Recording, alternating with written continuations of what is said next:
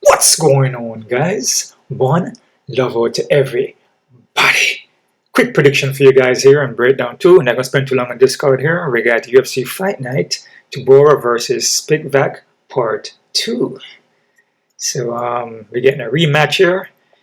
And yeah, it's gonna be a good fight, man. Only 10 fights on this card here.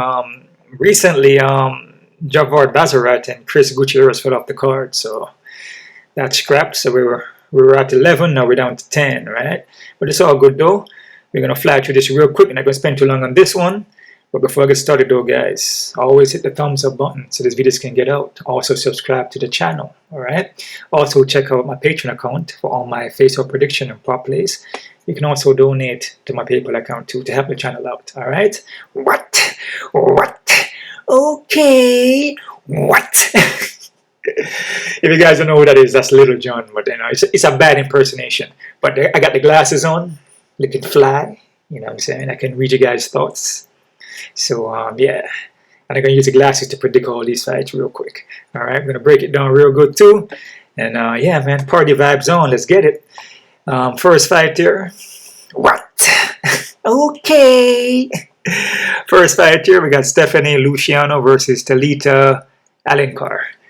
Alright, got my notes over here. Okay. Alrighty. Let's knock this out real fast here, guys. We got two rematches actually. Stephanie and Talita is a rematch also. They went to a draw in the Contender Series, right? From my notes. Alright. Stephanie here has a Muay Thai base. I believe she's Muay Thai black belt. I mean, I could be wrong about that though. But yeah. She also has a 5-inch of height. 5-inch of height now, guys. And a whopping 8-inch of reach. 5-inch of height and 8-inch of reach, man. That's massive, man. That's massive. She can get taken down though. From the first fight, she got taken down somewhere in the first round. And she's kind of, how can I say this now? She's her stand-up is not bad, but in the first round she was getting taken down, but then into the second and third, Talita started to slow down a little bit, so she was starting to defend the takedowns now. So she was stuffing the takedown, sprawling, and she was striking. You know, the striking is not bad. She called herself the Rondino, because I guess she looks like Ronda Rousey a little bit. But she does those in combination, and she throws at a high volume, and she doesn't fade, you know, and she works off her jab, man. She shows that she can sprawl, so even though she can get taken down, she shows in the fight against Talita that she can defend, right, and get back to her feet and land some devastating strikes.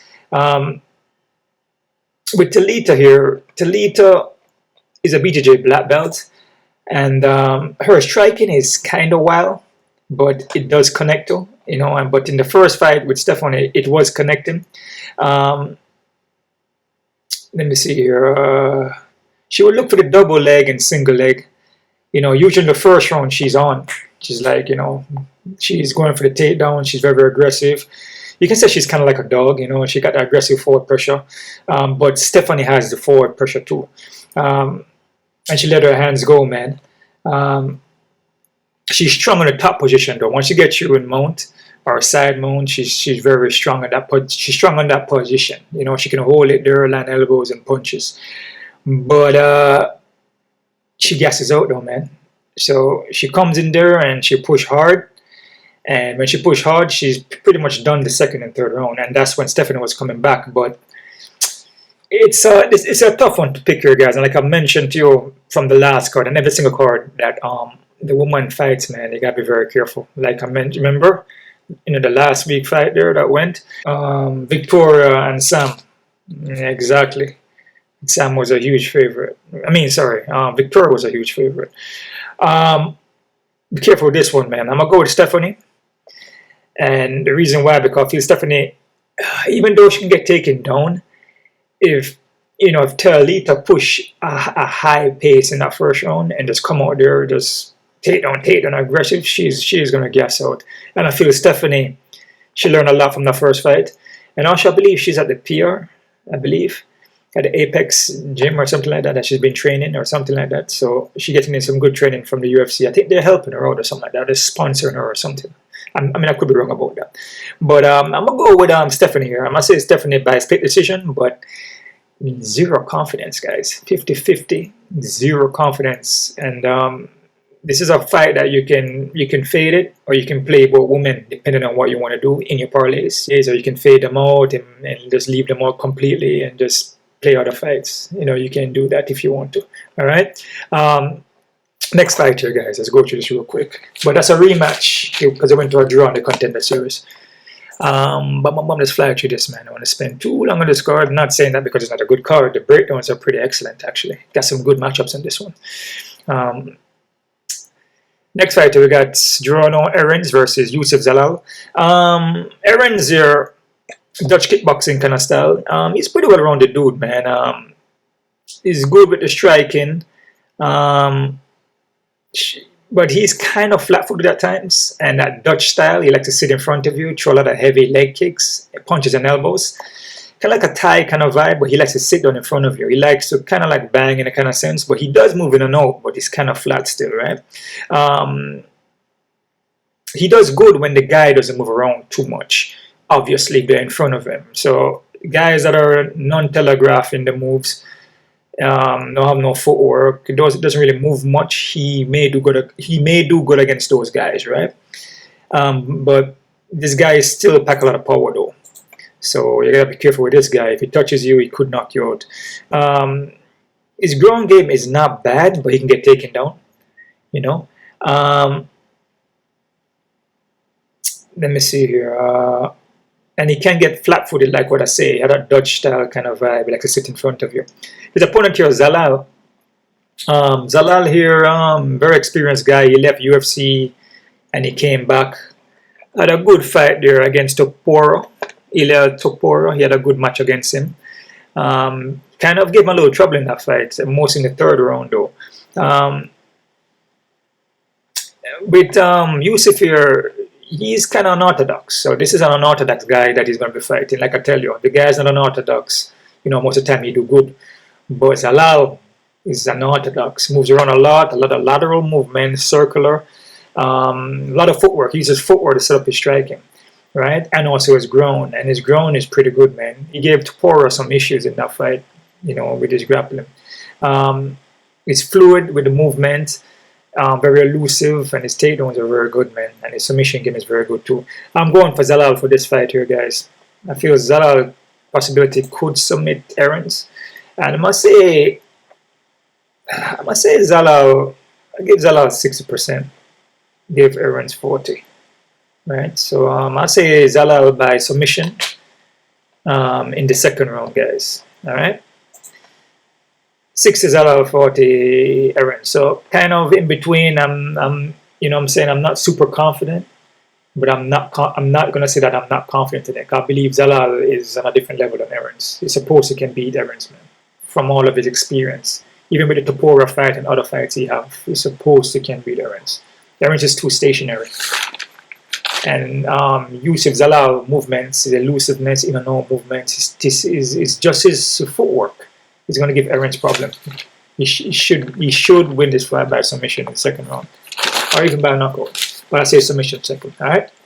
Next fight here, guys. We got Karl Williams versus Jonathan Denise. I think it's Janice. I think the D is kind of silent or something like that. No, I'm gonna say Denise. All right. Karl Williams here. Karl Williams is a pretty technical dude, man. He's a pretty well-rounded guy here, man. His wrestling is pretty high level. His striking is coming along. He's getting better with his boxing. Very athletic guy. I would say his wrestling is high level, man. Very explosive. His double and single legs, very, very explosive. He kind of remind me of what's that dude name again? Damn, man. His wrestling kind of resembles a little bit of Daniel Cormier. In that kind of sense, that explosiveness. When they go for that double, they pick you up and they're swinging you across the cage. You know, they can lift you and they can suplex and put it to the side. It's just when he go for the shot, he lifts your legs are leaving the ground. This guy is very, very explosive. His opponent here, Dennis, though.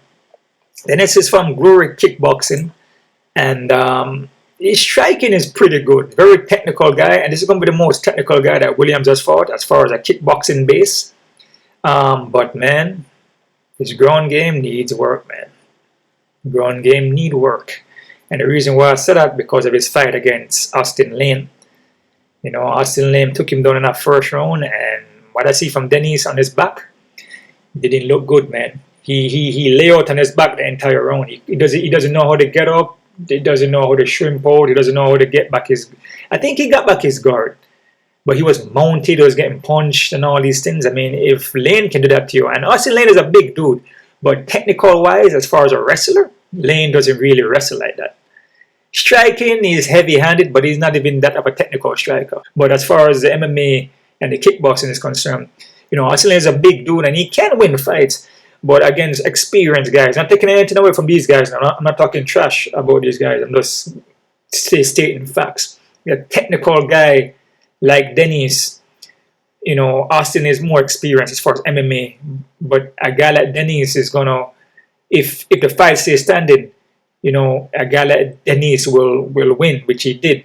But then the fact that Dennis don't have no ground game, he can get taken down. It's a problem, right? So, you know, Austin Lane took him on that first round, and Austin Lane is a guy that he doesn't, you know, his conditioning is not that good. So into the second round, you know, he's already tired.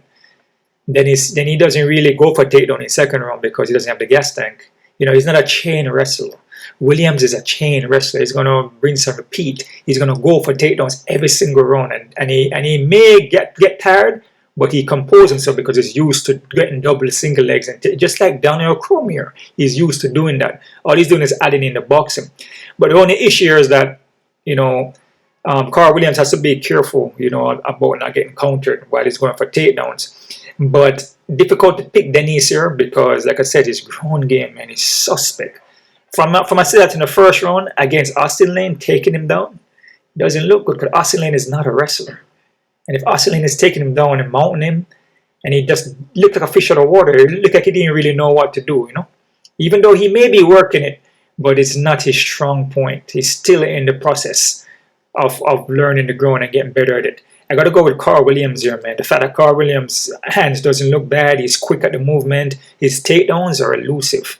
So I'm going to go with Karl Williams here. I'm going to say Karl Williams by decision, guys. Am I confident in this?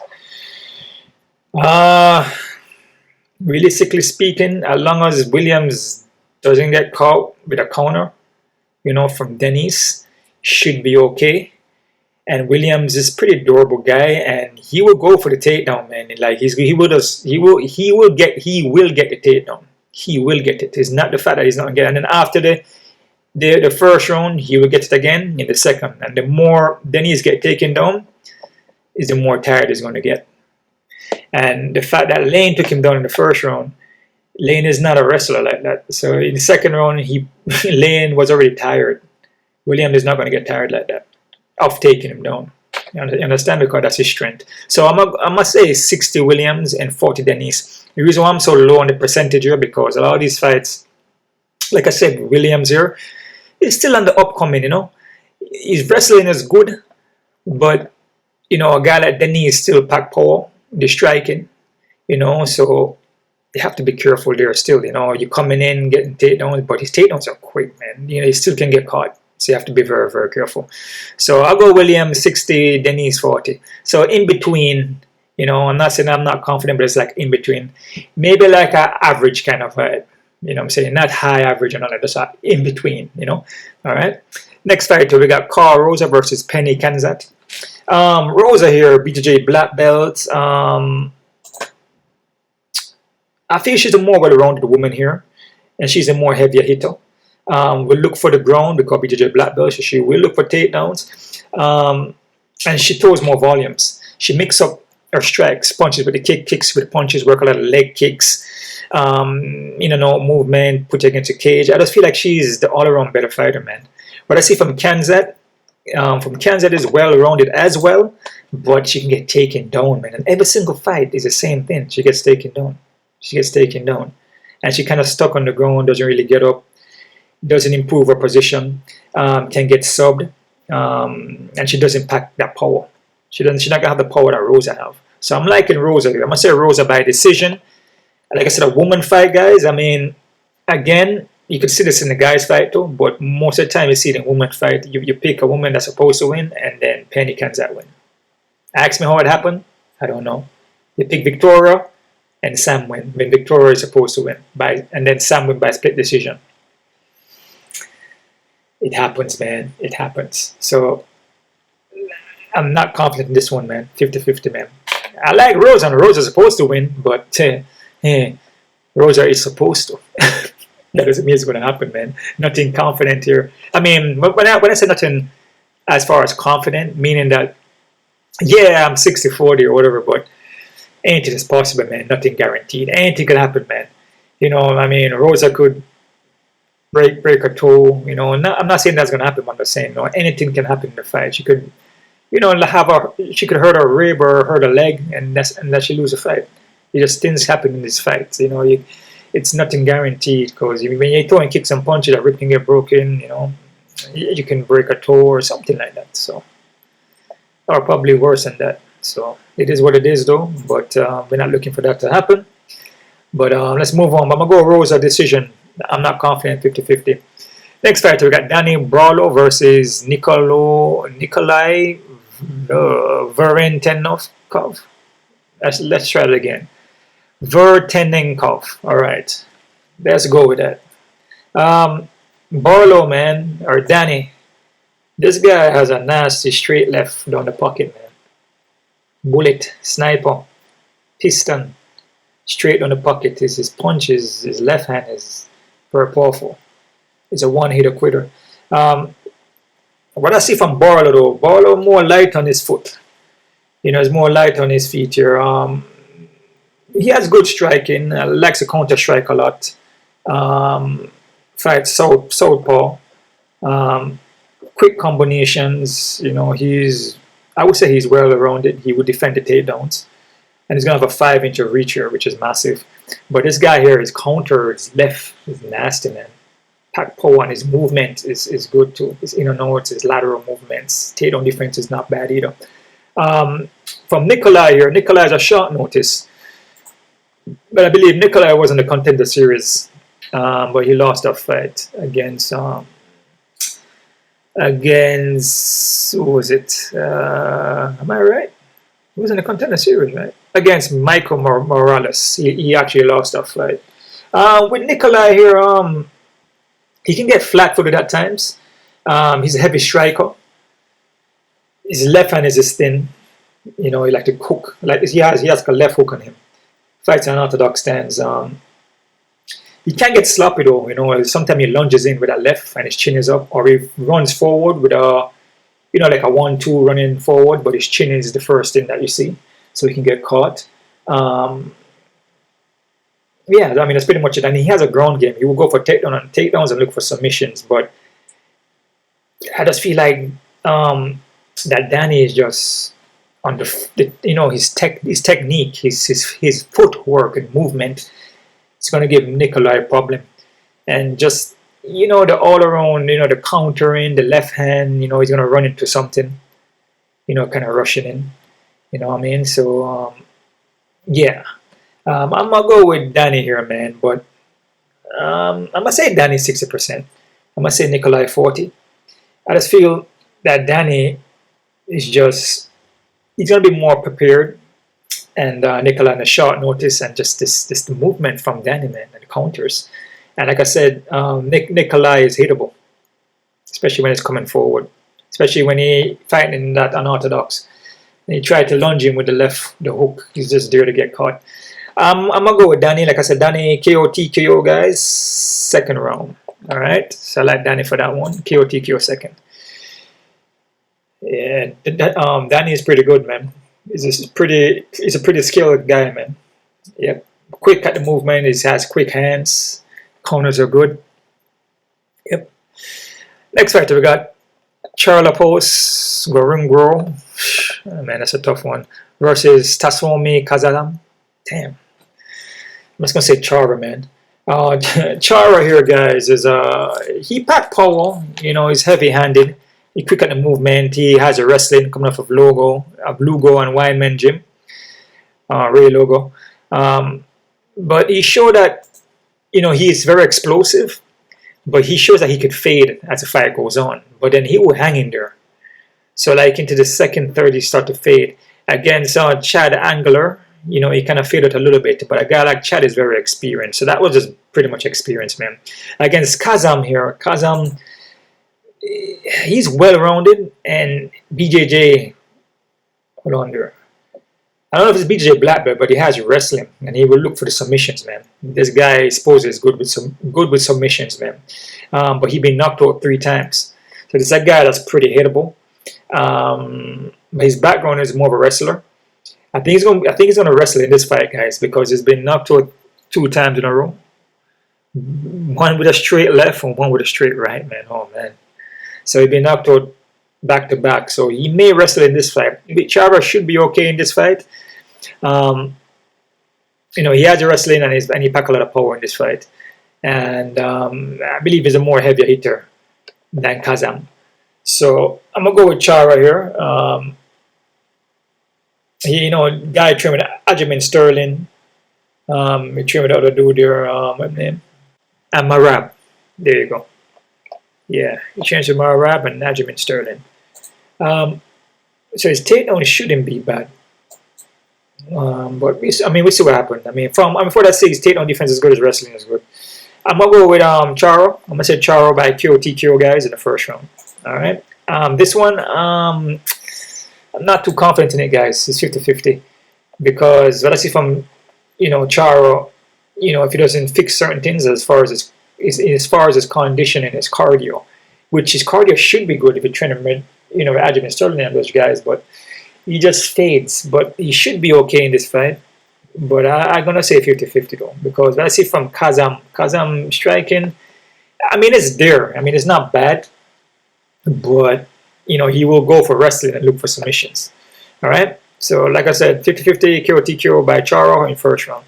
Next fight we got Allan Nascimento versus Jafal Filo.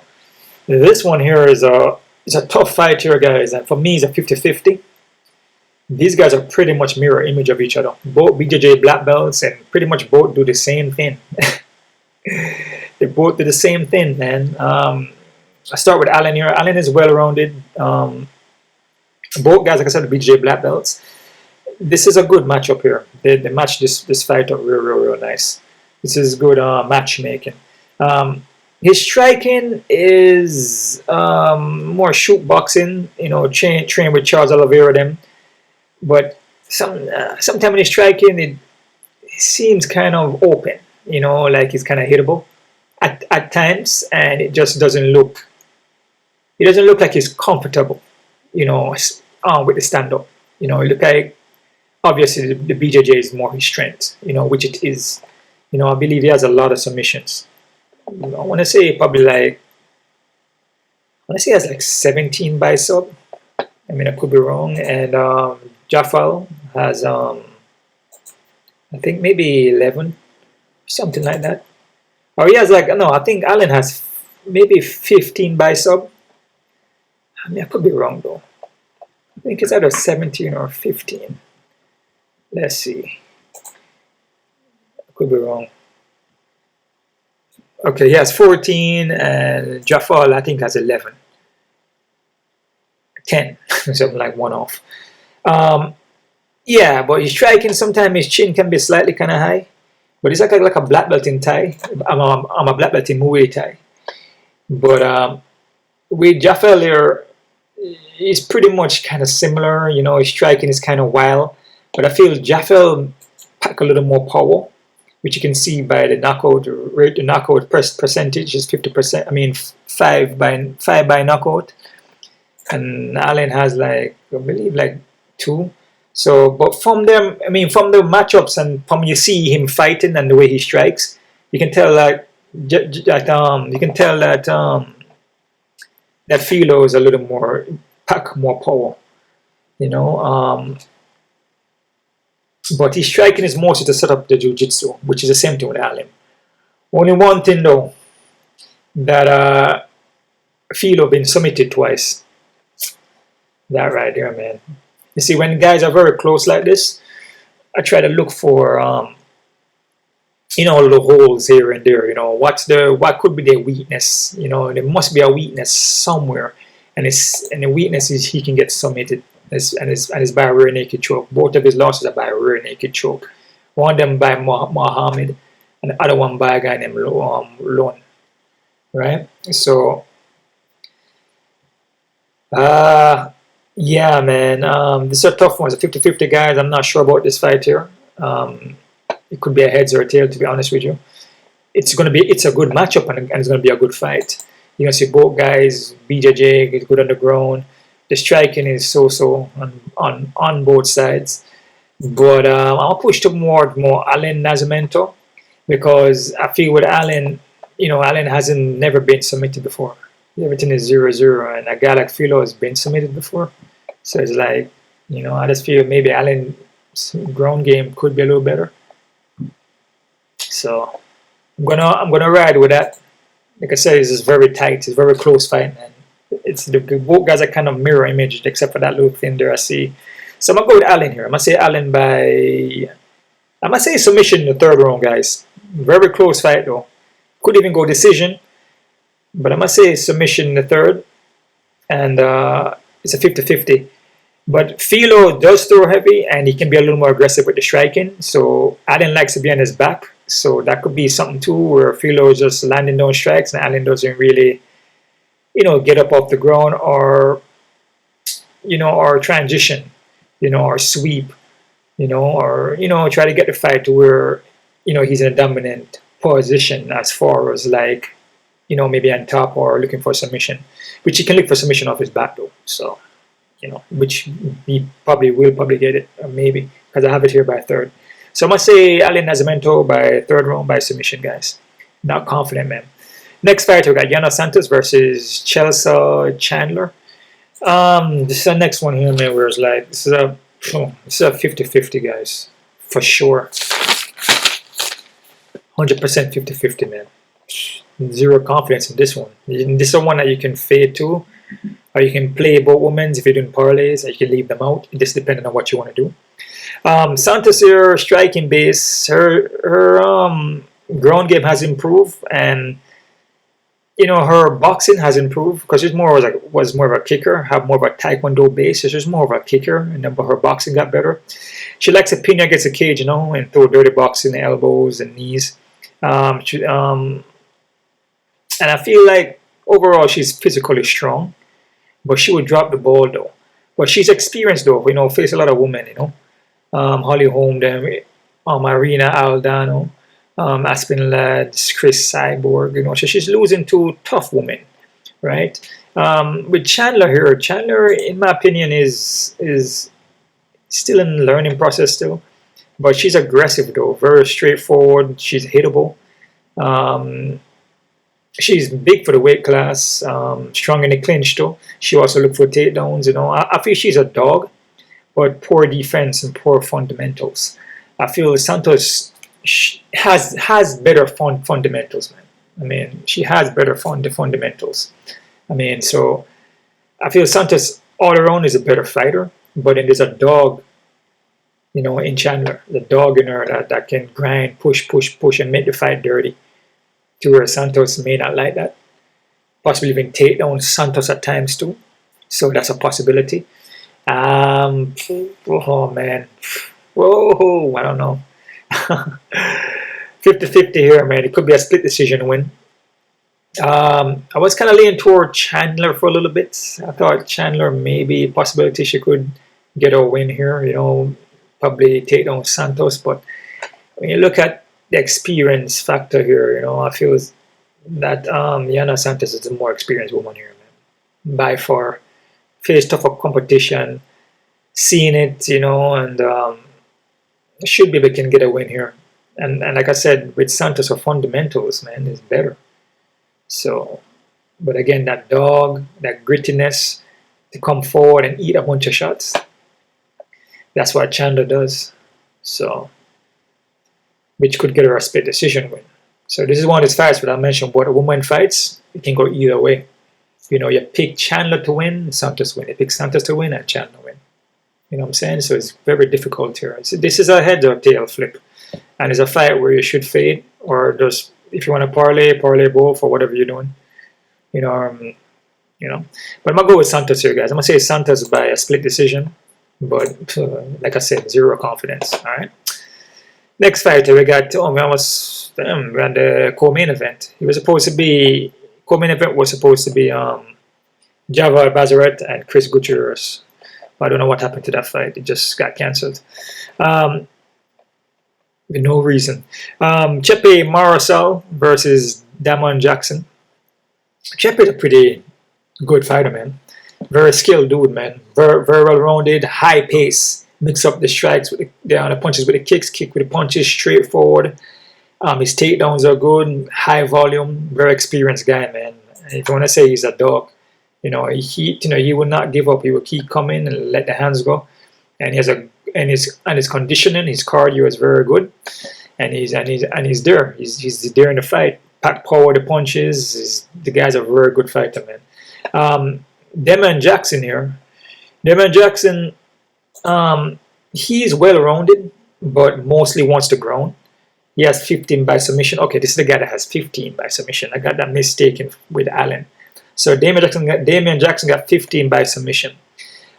Striking is up and down, man. There's sometimes the striking look okay, sometimes it doesn't. His chin is kind of high. But he throws though, and he will come forward, but he would gas out. Mostly in the second or third, he start to gas. But this guy hunts for submissions, and he can get it, man. If he gets your neck, gets your back, he will submit you, man. This is a tough one here, but I have Chepe 60% and I have Damon 40. I just feel like with Damon Jackson here, he gonna need submission, and if he's gonna get the submission, it probably will be more first or early second. But Chepe is a good fighter, man. He's very experienced, he's a very technical guy, and his ground is good. His defense, his submission defense and ground defense, or to scramble around and put the fight where he wants to put it, and then how to reverse the ground and everything. The guy's Chepe has never been submitted before, but first time for everything still. Just like what we saw with the last fight there. I believe there's a fight with Joel. The Joel fight from last card. Joel versus Brenner. And Brenner never got finished, and he got finished that time. So that's his first time getting knocked out in a fight. So that was the first time, but that's something that he has to be careful with. That Jose has to be careful with, because, like I said, with Damon is very, very good. Like the submission game, that's his thing. That's his strong point. So, if Jose leave him neck open or give his back, anything is possible. The guy got 15 by submission. So, but like I said, I'll go with Jose here. I'm gonna say Chepe. I'm gonna go with Chepe by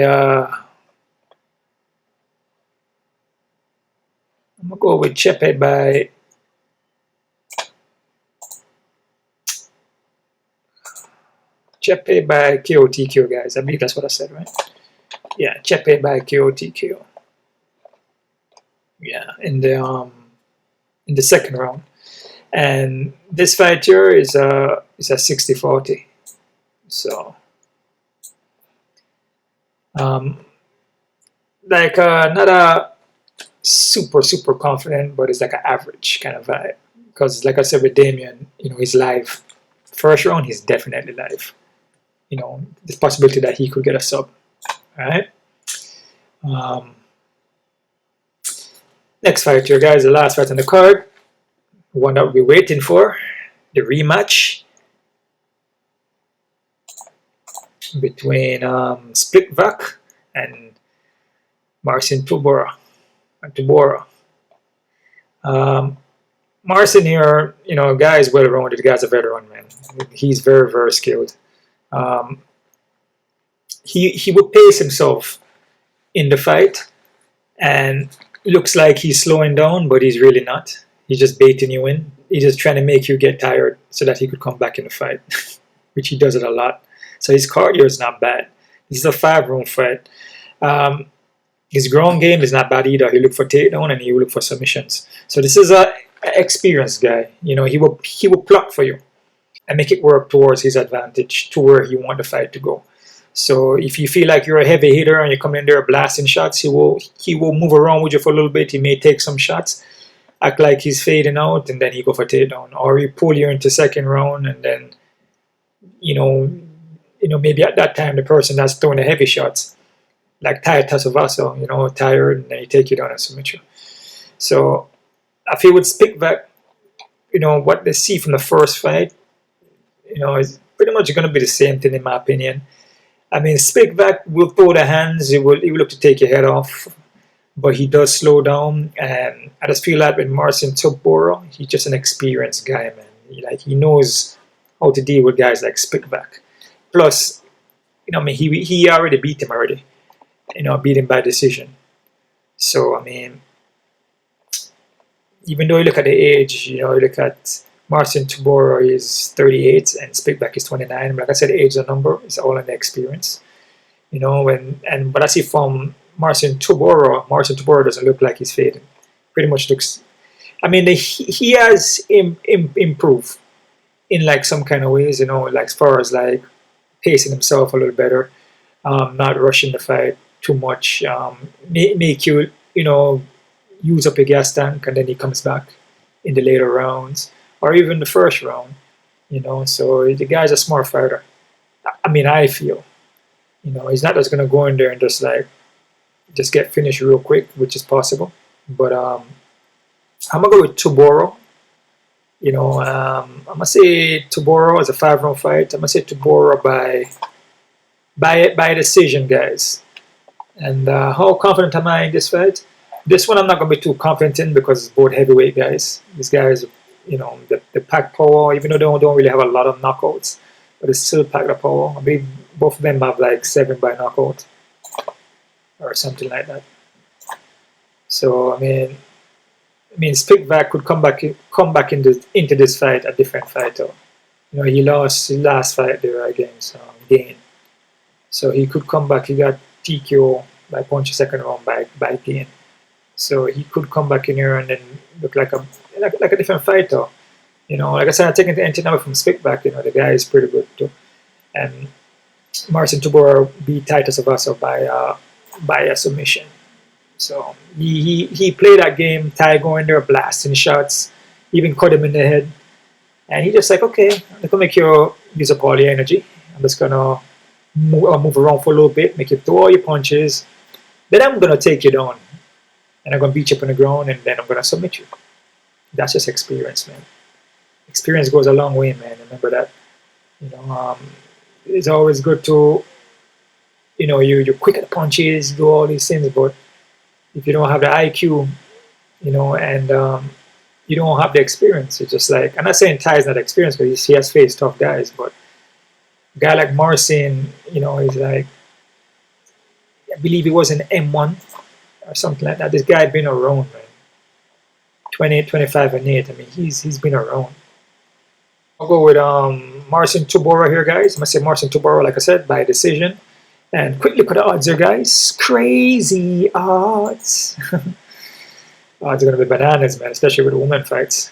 I can just imagine. I know I could look at the odds on the Topology. I could look at it too, but just something else to add, to the prediction breakdowns. Crazy odds, right?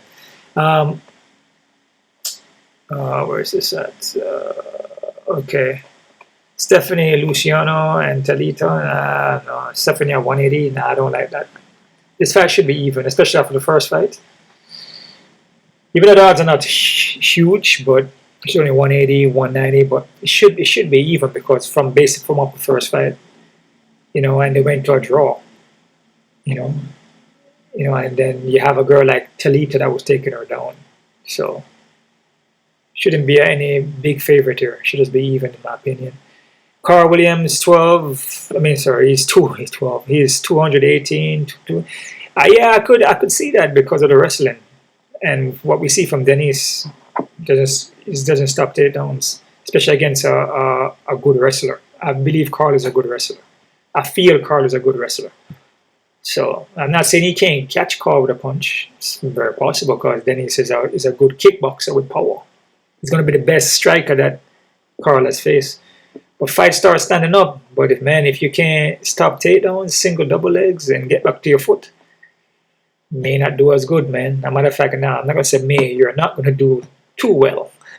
Especially if you keep getting chain wrestling over and over again. Rinse and repeat over and over again. First round takedown, second round you gas out.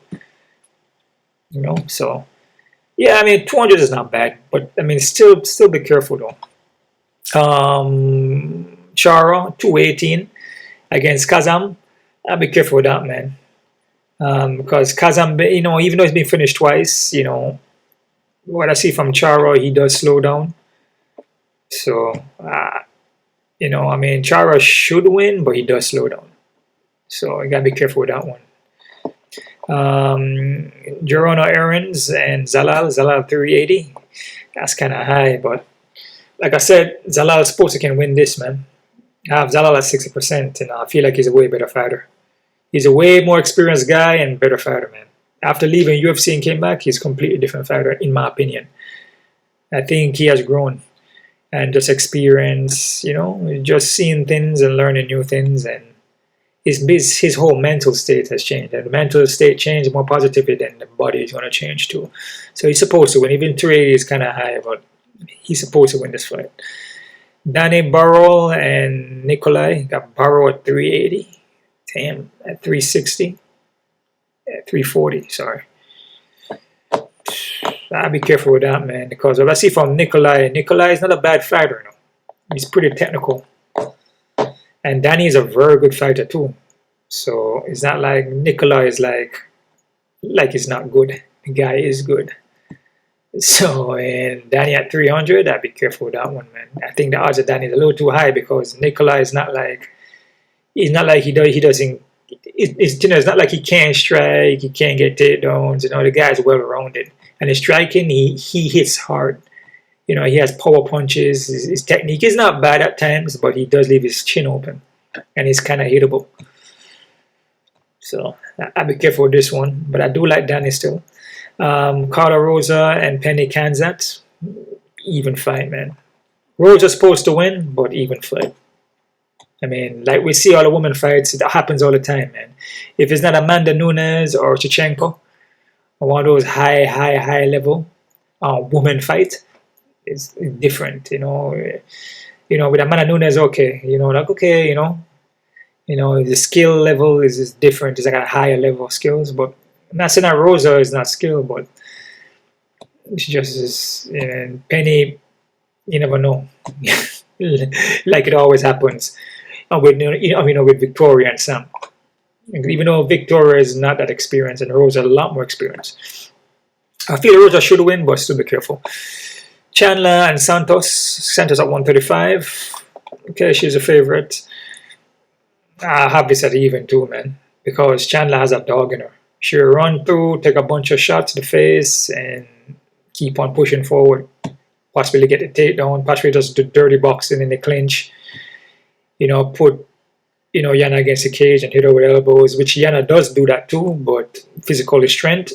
I feel Yana is physically strong here, but also Chandler is physically strong too. But it's our technique and foundation, and I feel like Yana's foundation is better. But again, man, women fight again. Like I said, you go for Yana and Chandler win. You go for Chandler and Yana wins, man. So even fight, be very careful. Allan and Philo. Allan at 200 and something. Wow. I'll be careful with this one, guys. This is even too, man. Because both guys are pretty mirror image. I had to go down to like the weak points where I could see the weaknesses, which Philo been submitted twice. And that's why I made my decision on this one. So Philo could win, man. He could win. And I feel Philo's striking is more heavier. And I feel Philo on top, if he gets a fight to the ground, could be heavier in the ground and pound. And sometimes we see with Allan, he likes to just stay on his back. So you got to be very careful with that. I'm going to go in for that I'm going for Allan because of the submission, and he's never been submitted, and Filo been submitted twice. This is how close this fight is. So it's for Allan to be 200. Very careful, man. It's an even fight, and Filo could win. Remember I said that. Be very careful. Chepe and Jackson. Chepe at 250, 245. I feel Chepe should win. Just as long as he doesn't get submitted in our first round, which has never been submitted, but anything is possible. Always a first time for everything. As long as he doesn't get submitted, he's good. And Jackson has good submission game. And Chepe is a very good fighter. He's supposed to can win, you know, from a breakdown and everything, watching footages and looking at the Instagrams and everything like that and the interviews. He should win, man. The guy's, I feel, is a more well-rounded and skilled guy than Jackson. But Jackson has that one thing, man. It's his submission game, which he has 15. And if he gets you, he gets your back, he gets your neck, it's a wrap. But Chepe should be able to can defend that. All right. What happened here? The odds are different. Hold on there. Okay, they have a Jose Mariscal and Chepe Mariscal. Okay, so it's Chepe is the same Jose, guys. Which you guys probably know already. What happened to Marcin Tybura? Okay, they got Spivac at 148. That's interesting. I guess I look at the fighters as far as like maybe Marcin Tybura over the years probably has faded. Maybe his age, probably. I don't know. I'm liking Tybura though. I mean, that's just me. But Spivac at 148, 150. I'll be careful. This fight pretty much is an even fight, guys. In my opinion, it's an even fight because dealing with two heavyweight guys, and Marcin Tybura won the first fight, and it's a couple of years later on, you know, and Spivac is no favorite at 148. I'll be careful with that, man. So I'm liking Marcin, but it's an even fight in my book, which Marcin is the underdog, so I guess that's kind of good. So yeah, so that's it right there, guys. That's my prediction, my crazy odd, my odd breakdowns, whatever you want to call it, the breakdowns. And that's about it right there, guys. Is this card the crazy odds? Yeah, some of the odds on here are kind of high, man. Especially the Nascimento and Filo. That's kind of that's an even fight because the guys are mirror images of each other. It's like White Ranger and the Green Ranger, if you guys know what I'm talking about. I believe you guys know what I'm talking about. Or Green Ranger versus the Green Ranger, or the White Ranger versus the White Ranger. The mirror image. You know, it's like both guys are pretty similar in the grappling, the striking. It looks pretty much kind of the same. You know what I'm saying? So I know all your moves. I studied your moves. You're like a mirror image of me. I can read your techniques. I can read your mind, man. I know the moves before you do them. I can counter it. So that's about it right there, guys. One love out to everybody. Don't forget to subscribe. Hit the thumbs up button. Let's see what the next card is. I believe it's a contender series in a week. Actually, hold on there. Yeah, the contender series is coming up on the 13th, I believe. Could be wrong about that. The 13th, then we also got the UFC. What is that? UFC 305. So I'm going to be doing those. I'm not sure about the contender series, but I'm going to try to hold on there. No, this is on the 17th. Hold on there. Yeah. Am I rather okay? So the contender series on the 13th, and this is on the 17th. I think that's right, right? Yeah. Yep. So that's it right there, guys. One love to everybody. Don't forget to subscribe, hit the thumbs up button, and yeah, man.